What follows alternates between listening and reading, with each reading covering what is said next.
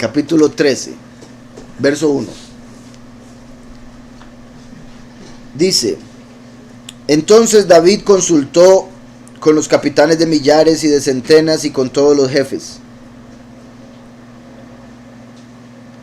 Y dijo David a toda la asamblea de Israel: si os parece bien y si es la voluntad de Yahweh nuestro Elohim, enviaremos a todas partes por nuestros hermanos que han quedado en todas las tierras de Israel, y por los Kohanim y los levitas que están con ellos en sus ciudades y ejidos, para que se reúnan con nosotros, y traigamos el arca de nuestro poderoso junto a nosotros, porque desde el tiempo de Shaul no hemos hecho caso de ella. Y dijo toda la asamblea que se hiciera así, porque el asunto parecía bien a todo el pueblo. Vean un par de cosas aquí importantes. Por un lado, David está diciendo: vamos a reunir a todos los hermanos que faltan. Que eso sería, ¿verdad? Como sabemos, el último viene a cosechar a los escogidos, y eso es reunir, ¿verdad? Como cuando uno reúne los frutos que está cosechando. El último viene a reunir a los escogidos, como David está diciendo, reunamos a los que nos faltan.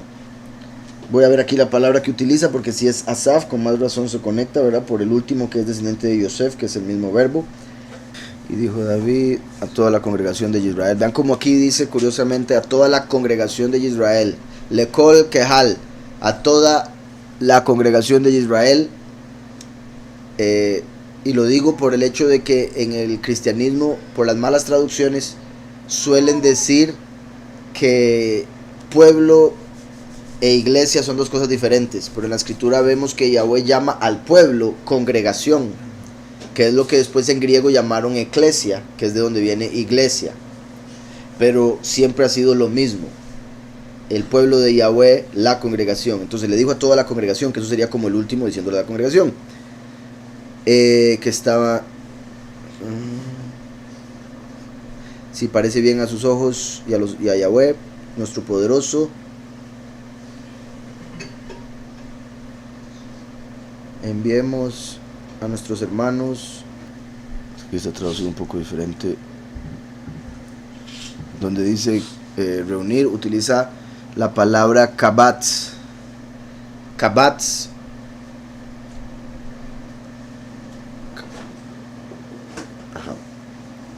reunir, hacer asamblea.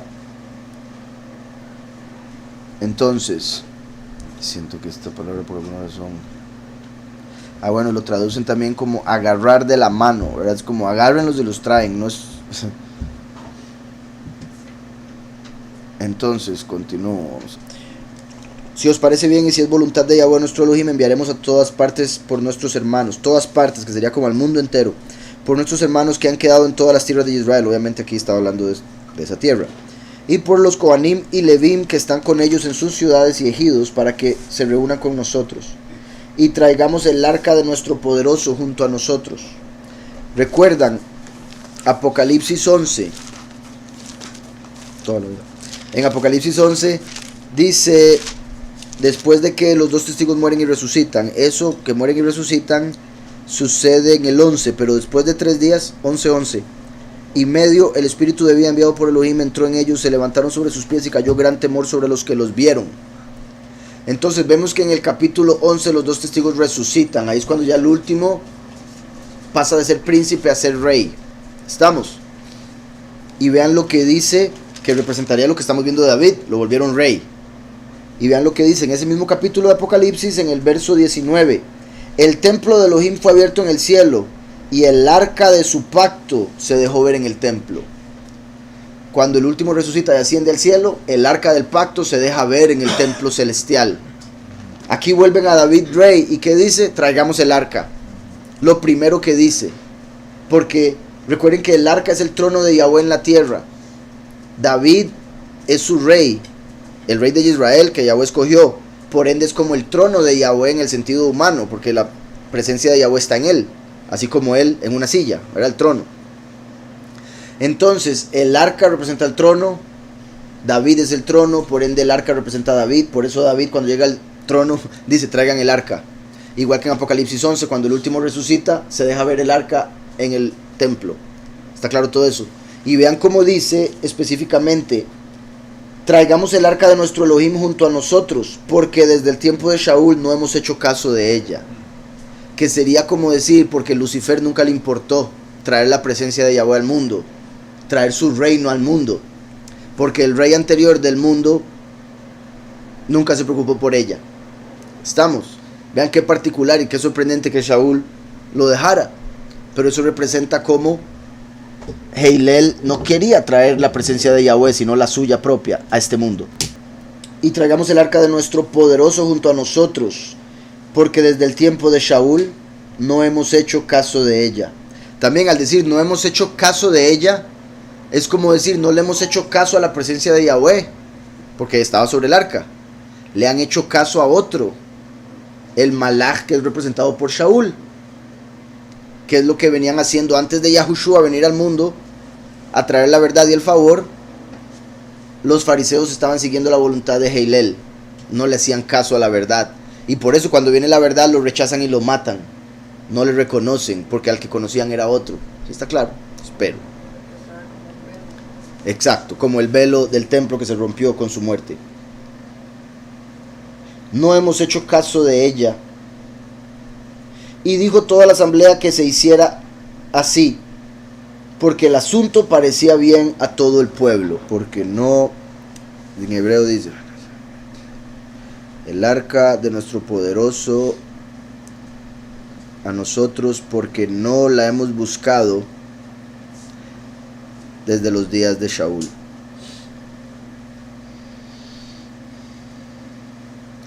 No le hemos buscado desde los días de Shaul, que sería, repito, como no buscar la presencia de Yahweh desde que Hillel estaba gobernando. Verso 5. Entonces David reunió a todo Israel desde Shihor. Este Shihor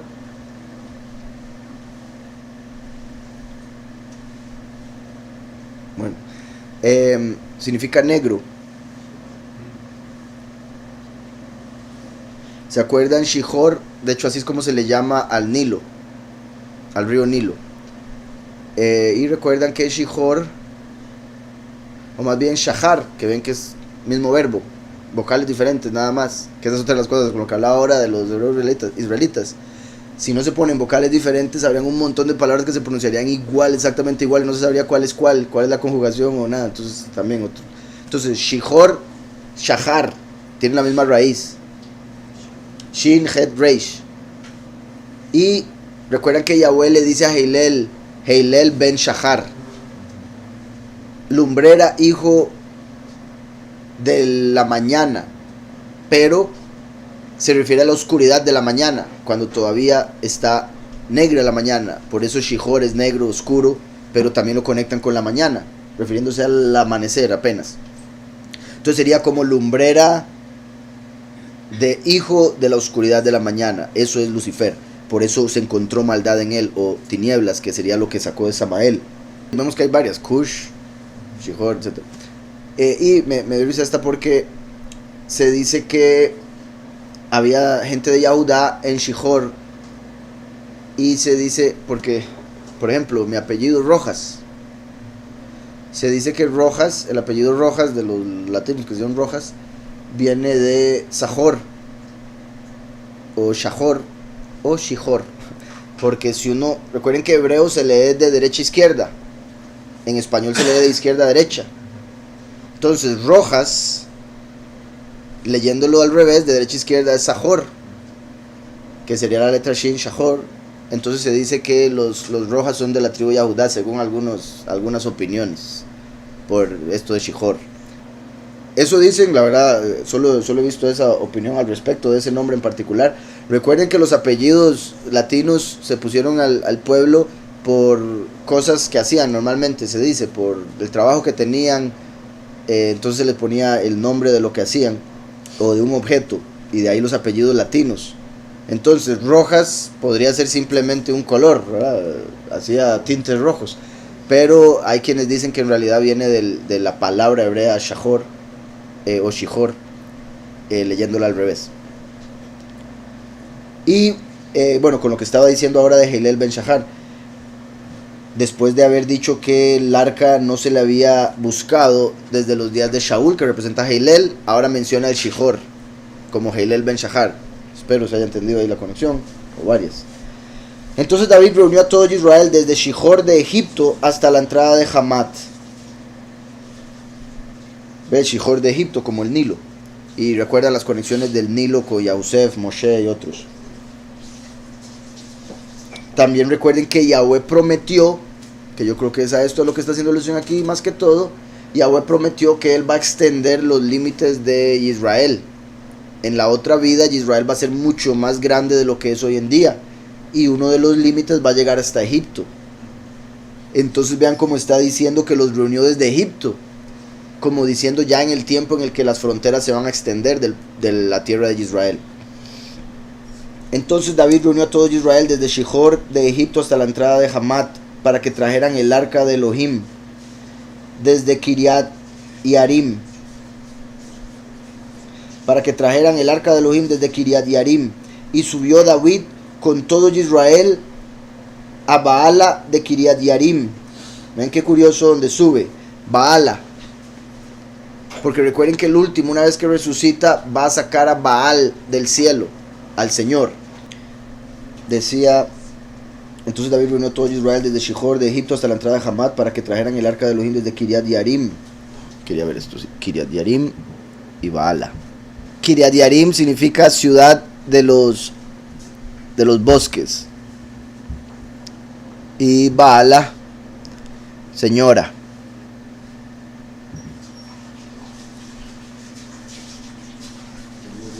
¿Verdad? Puesto que es el femenino de Baal. La ciudad de los bosques. Y subió David con todo Israel a Baala de Kiriat Yarim, que está en Yehudá, para trasladar de allí el arca de Yahweh Elohim, que habita entre los querubim, sobre la cual su nombre es invocado. Vean qué poderoso este verso. Por un lado, vean que esto es importantísimo. Está diciendo que David subió a Baala para llevarse de ahí el arca, que eso sería el último, subiendo al cielo donde está el señor Baal y la diosa reina del cielo Baala, Asherá, para quitarles la presencia de Yahweh y llevársela a su pueblo. ¿Sí me explico?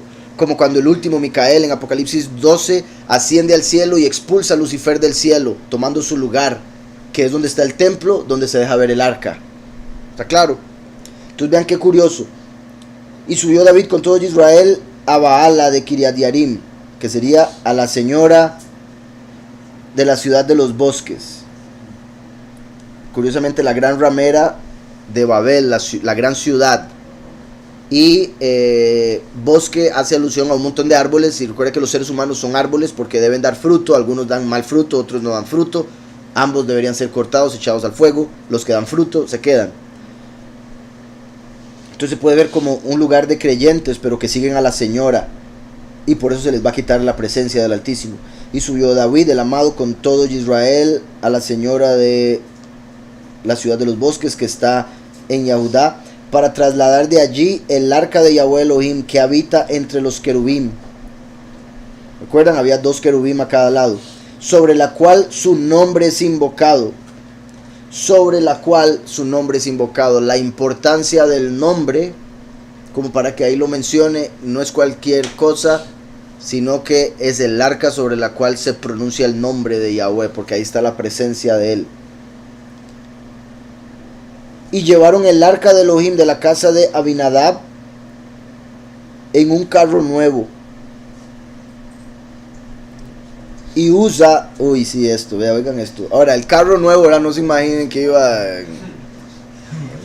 manejando ahí, ¿verdad? ¿Lleva bien el arca? Okay. Era un carro jalado por animales. Como una carreta, ¿verdad? Llamémosla. Ok, toda. Y llevaron el arca de Elohim de la casa de Abinadab en una carreta, póngamelo. Y Uza y Agio guiaban el carro.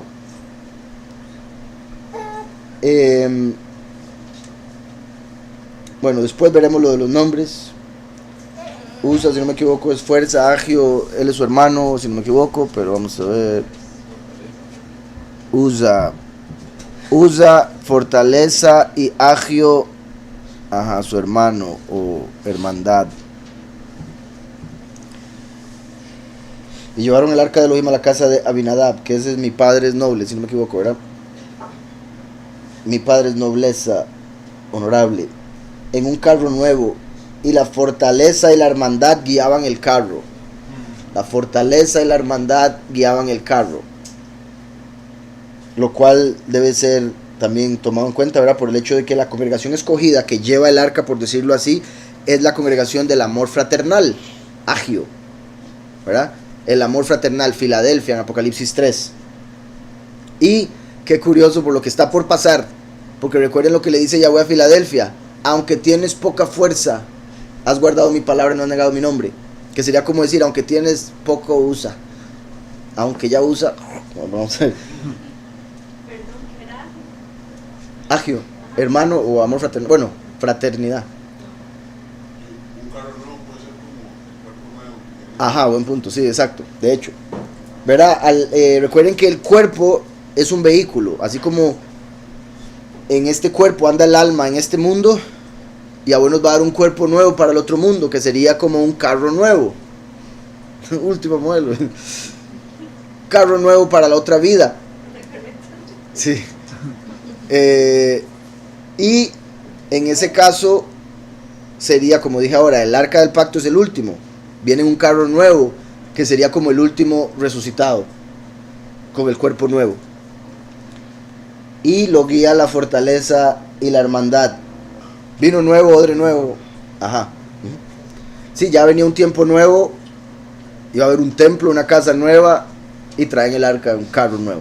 Y llevaron el arca de Elohim de la casa de Abinadab en un carro nuevo. Y Usa y Agio guiaban el carro. David y todo Israel se regocijaban delante de Elohim con todas sus fuerzas. Con todas sus fuerzas. No me puedo imaginar. Sí, tristemente, ¿verdad? Pero regocijarse con todas las fuerzas. ¿Usted se imagina qué regocijo más grande? Dice, con todas sus fuerzas, con cánticos, arpas, salterios, tamboriles, címbalos y trompetas. Exacto. Pero cuando llegaron a la era de Kidón, Kidón significa jabalina, dardo, jabalina, por ende algo como una flecha, una lanza. Aquí ponen, sí, dardo, espada corta, una pieza de la armadura para la garganta. Entonces varias cosillas. Kidón, un arma, sí. Pero cuando llegaron a la era de Kidón, de la jabalina, Usa extendió su mano hacia el arca para sostenerla porque los bueyes tropezaban. Aquí hay dos puntos, bueno, varias cosas. Una, que no debieron llevar el arca guiada por animales. Ese fue un fallo. O sea, la guiaban ellos, los hombres, pero lo que ellos estaban guiando eran los animales. ¿Sí me explico? ¿Ah?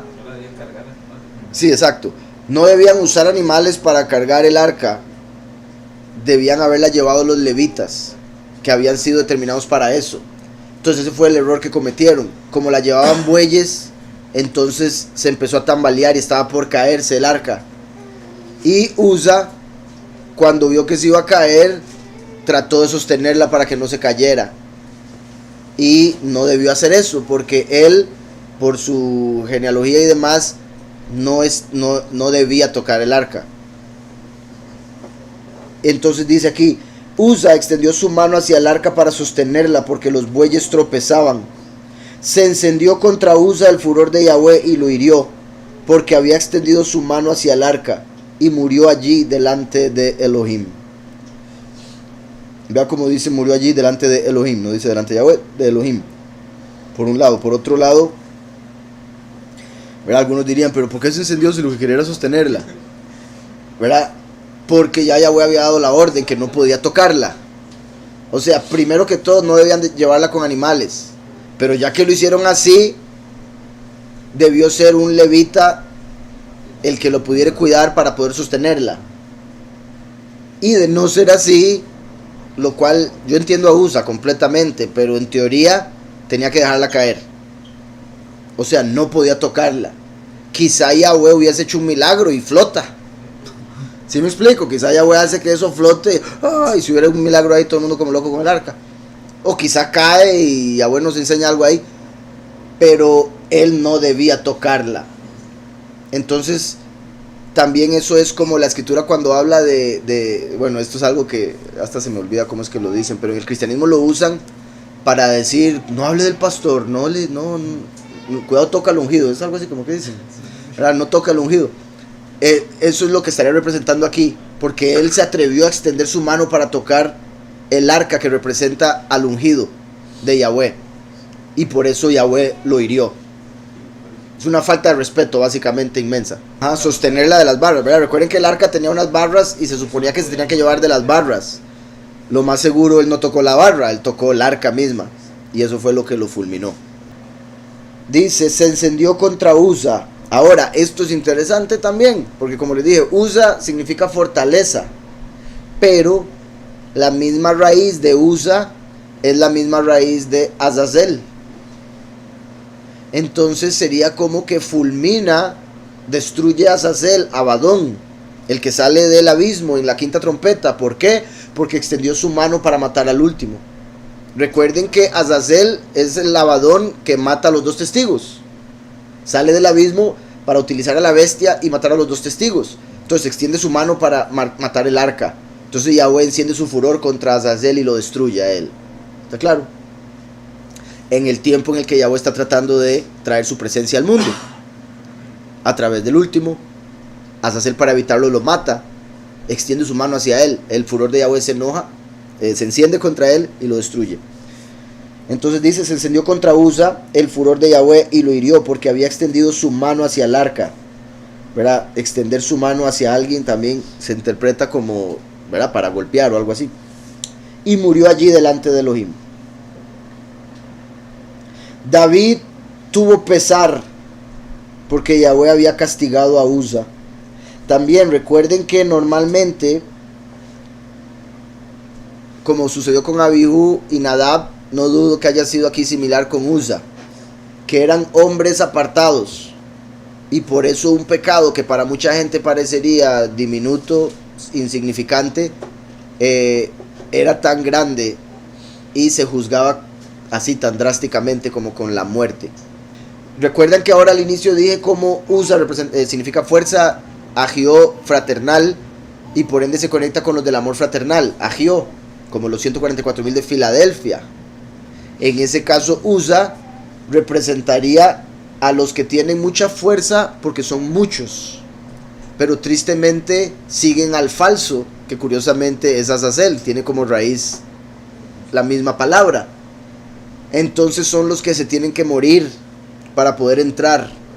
Por más que sean creyentes como Uza, tienen que morir por su pecado. ¿Cuál fue su pecado? Rechazar al testigo como Moshe, que es el arca, y estar dispuestos a que se extienda la mano sobre él para matarlo.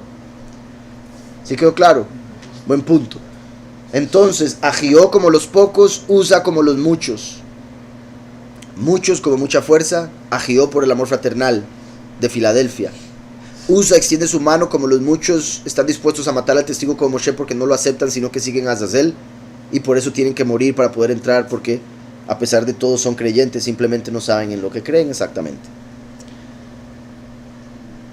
Se extendió contra Uza el furor de Yahweh, en ese caso contra los muchos, y lo hirió porque había extendido su mano hacia el arca y murió allí delante de Elohim. También vea que fue cuando llegó a la era de Kidón, que eso sería como la era donde iba a ser alguien herido, donde la jabalina o la lanza iba a traspasar a alguien. Entre las traducciones, ¿qué se me hizo? Jabalina, espada corta, dardo. Ahora, lo que dice es una pieza de la armadura para la garganta. Entonces puede ser que sea una pieza que protege en la armadura la garganta, pero de todas maneras estamos viendo que es un arma y está conectado con garganta.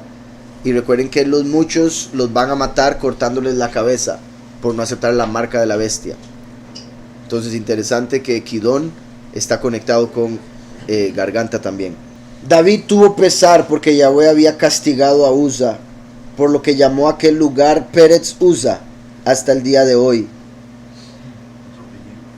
Peretz Uza, es el apellido de Adán y Eva,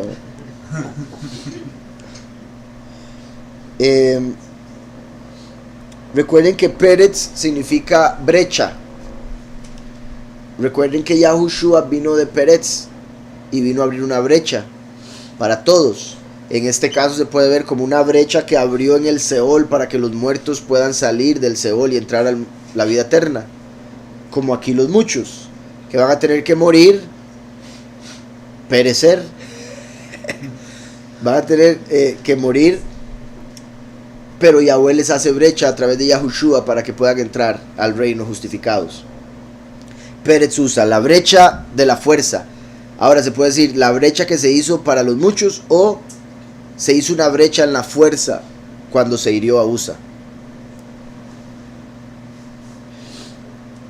Por lo que llamó a aquel lugar Peretz Uza hasta el día de hoy.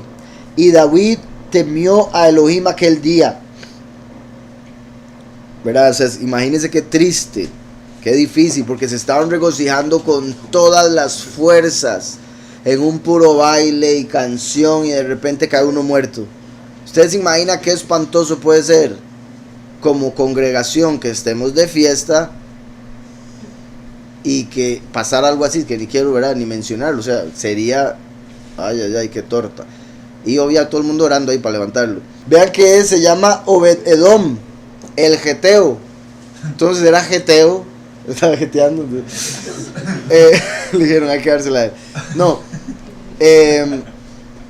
era de otra nación, era de Edom y era siervo. Obed es siervo, Edom es el enemigo de Jacob, siervo de Edom. Désela a él. Entonces primero se la dan a alguien que es de otra nación, pero sí es justo, por si algo, sí es justo. Me parece que lo más seguro se lo dieron por eso, por ser de otra nación, y por ser su nombre siervo. Entonces se ve que sirve al rey. Edom, recuerden que el último viene como si fuera de Edom. Pero también esto está mostrando algo que enseñan en el judaísmo, y ni cuenta se dan lo que dicen, porque en el judaísmo dicen que el Mesías ha estado escondido en Roma los últimos 2000 años. Roma es Edom. Entonces es como que los últimos 2000 años Yahweh puso su presencia en el cristianismo. Pasó del judaísmo al cristianismo, pero llegó la apostasía al cristianismo igual que había llegado al judaísmo. Entonces Yahweh se aleja y tiene que recoger a los pocos que siguen la verdadera doctrina. O sea, es como no se había buscado el arca desde los días de Saúl, o sea, cuando reinó la ley y los profetas. Ahora traigámosla porque vino Yahushua, pero donde viene Yahushua empieza la apostasía. Entonces es cuando se le lleva el arca a Obed Edom, a Roma. Y por eso está la doctrina en el cristianismo donde no debería estar. ¿Sí me explico? Entonces, el arca está en otro lado, no se había buscado en los días de Saúl, conectado con antes de Yahushua. La presencia de Yahweh no estaba en el mundo, solo representada por el templo. Llega Yahushua como la presencia, como el arca, pero dejan la doctrina en Roma, Obed Edom. Estamos, misma situación aquí. Y David temió a Elohim en aquel día y dijo: ¿cómo he de llevar a mi casa el arca de Elohim? Y no trasladó David el arca a su casa, a la ciudad de David, sino que la llevó a casa de Obed Edom el geteo. El arca de Elohim estuvo 3 meses en la casa de la familia de Obed Edom. Y bendijo Yahweh la casa de Obed Edom y cuanto tenía. Era nada más, no la toque. Eso era todo. Entonces, pero eso también muestra el poco conocimiento que tenían en ese momento de la Torá. Porque no sabía qué hacer con el arca. Y dice: ¿y ahora qué la hago? No se podía tocar. La trajimos con animales, no debería ser así. La tocaron, no había que tocarla. Mejor llevémosla a Obed Edom, esperemos. Entonces ahora la llevan a Obed Edom, lleva 3 meses ahí. Obed Edom ha sido bendecido. Entonces le dice a David: no, hombre, si yo he estado súper bendecido desde que usted me trajo el arca. Sí, démela entonces. Y ahí sí se la lleva. Qué chiquito este David. Sí, está funcionando, exacto. Entonces, pero vean cómo dice, no dice, aunque yo sí considero que Obed Edom era un buen hombre, siervo justo, No dice que lo sea. Ahora, lo doy por un hecho porque Yahweh permitió que el arca estuviera en su casa y porque David se la dio. Tampoco David era tonto. Pero el nombre como tal es negativo porque es de Edom, Roma, donde ha estado la apostasía. Entonces vean qué particular que dice, estuvo 3 meses en la casa de la familia de Obed-Edom, 3 meses que son una estación completa, que se puede ver como la era, desde la primera hasta la segunda manifestación, una era, una estación, ¿verdad? Como la primavera, primavera. Entonces, como una estación, un tiempo, desde la primera hasta la segunda venida. También recuerden que el último viene a cumplir todo, terminar de cumplir todo al inicio del tercer día, porque para Yahweh un día son como 1000 años. Entonces el tercer milenio desde que Yahushua vino, que ya es el Shabbat. Ahora, no estamos hablando de que se completa para que se cumpla todo, como para decir 3 días enteros o 3 meses enteros, pero ya sería en el tercero. 3 meses en la casa, que son 91 días. También el 90 que se conecta con Sadik, el justo. En la casa de la familia de Obed-Edom, que sería como los siervos de Roma, los siervos de Edom, los siervos de Esaú. Otra cosa que confirma que era justo, él y su familia. Porque recuerden si cuando los filisteos se la llevaron, que les empezaron a dar tumores. Mientras aquí se la lleva Obed-Edom y todo bien, son benditos. Entonces eso muestra la justicia, ¿verdad? Y cómo afecta o bendice dependiendo de la persona. Y como decía, el arca de Elohim estuvo 3 meses en la casa de la familia de Obed-Edom y bendijo Yahweh la casa de Obed-Edom y todo cuanto tenía. Como el cristianismo, sea como sea, tienen la doctrina falsa, pero han sido bendecidos con prosperidad inmensa los últimos 2000 años. Y eso ha hecho que crean que por eso tienen la doctrina verdadera. ¿Sí me explico? Entonces han tenido el arca y por eso han sido bendecidos durante todo este tiempo. Y de ahí la doctrina de la prosperidad. Y piensan que por eso tienen la verdad. Recuerden que en Filipenses tenemos que todo lo podemos en el Mesías que nos fortalece. Entonces Yahushua es la fuerza. Por eso curiosamente Azazel es el que lo trata de suplantar. Entonces Yahushua es la fuerza. En ese caso se conectaría con Uza. El último es su hermano. Entonces se conecta con Agió. Recuerdan que en Daniel dice vendrá Mashiach Nagid y será cortado Mashiach. Aquí en reflejo sería como decir vendrá Uza y Agio y será cortado Uza. ¿Sí me explico? La fuerza. Así como vino Yahushua como la fuerza, y ¿qué hicieron? Lo cortaron, lo mataron. ¿Por qué? Porque se atrevió a decir la verdad, que es el hijo de Yahweh. Y los levitas, que eran los que podían llevar el arca, no lo aceptaron, porque era de Yahudá. Curiosamente venía con el sacerdocio de Melquisedec. Siendo de Yahudá, es el sumo sacerdote. Los levitas no lo aceptan y lo matan. Se puede decir, se enciende el furor de ellos y lo matan por él no ser levita. O Yahweh permite que lo maten porque por nuestros pecados se encendió su furor. Entonces tuvo que mandar a su hijo y pagar. Y por ende el furor que era para nosotros se desvió hacia él y él lo sufrió en el madero. ¿Sí me explico? Entonces no era de Leví igual que Yahushua. Era la fuerza igual que Yahushua. El enojo por nuestros pecados va en contra de él y por eso muere. Y es a partir de ahí que el arca va a Edom. Una vez que muere Yahushua, queda la doctrina en Roma. ¿Estamos? Entonces, como Mashiach Nagid cortan a Mashiach, como a Uza, que es la fuerza, por nuestros pecados, no era levita. Uza, que puede representar a lo negativo a Azazel, en lo positivo a Yahushua y a los muchos. Y de hecho, Geteo, si no me equivoco, es de Gad con T, que sería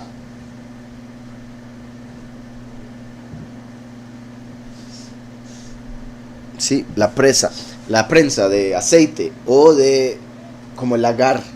Entonces confirma el lagar de la ira en el que tienen que entrar los muchos que vienen de Edom, donde eran Obed-Edom, por eso mueren en el lagar. ¿Qué representan los 2 ángeles arrodillados en el arca? No estaban arrodillados, pero habían 2 ángeles con sus alas extendidas. De hecho, habíamos hablado la vez pasada, ¿verdad?, de cómo sería la forma, todo indica así.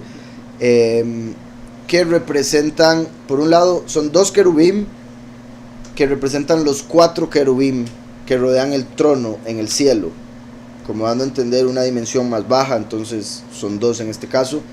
Pero también representan, bueno, se puede ver como el respaldar del trono mismo, los que sostienen la presencia de Yahweh. Eso nos lleva a que también representarían entonces al primero y al último. También representan a Mashiach y al pueblo. También representan a Samael y Heilel, 2 ángeles que Yahweh utilizó y que llegaron a creer que era Elohim, pero simplemente eran ángeles que le representaban o que cubrían su presencia, y por ende la gente pensaba que ellos eran la presencia. Así es, otro punto con eso de que confirmaría a Yahushua como el que representa Usa, porque vemos ahí que estaba en una fiesta, ¿verdad? Estaba en un fiestón alegrándose y murió Usa, así como en la fiesta de Pesach y Matzot murió Yahushua. El arca llevada por bestias se puede ver como los pastores enseñando falsas doctrinas. Pues sí. Sí, o sea, y no por querer llamar a los cristianos o a los pastores cristianos bestias, sino porque recuerden que los animales puros e impuros representan a personas puras e impuras, dependiendo de las actitudes o las características o comportamientos de las personas, el animal que los representa. Hay personas que se comportan como animales, todo el mundo lo sabe. Ahora, incluso los justos son representados por animales, pero animales obedientes, ¿verdad? Ovejas, toros, cosas así. En este caso, el que llevaban el arca en animales o jalado por animales, sí vendría a representar el hecho de que estaría en una doctrina falsa, siendo guiada por gente que se comporta no como Yahweh manda. Sí, buen punto, ¿verdad? Así como Yahushua, que murió y resucitó después de 3 días y 3 noches, ¿verdad? Estuvo 3 días muerto, igual que vimos ahí que murió Usa y quedó 3 meses el arca en Obed-Edom. Sí, ¿verdad? Así como no había templo en este momento que David está trayendo el arca, cuando Yahushua vino, él dijo: destruyan el templo, como dando a entender, porque de nada sirve. Él es el templo que tenía que construirse. Entonces sí, como dando a entender que ya había llegado la presencia, pero no había templo, y por eso tuvo que permanecer en Roma, Obed-Edom.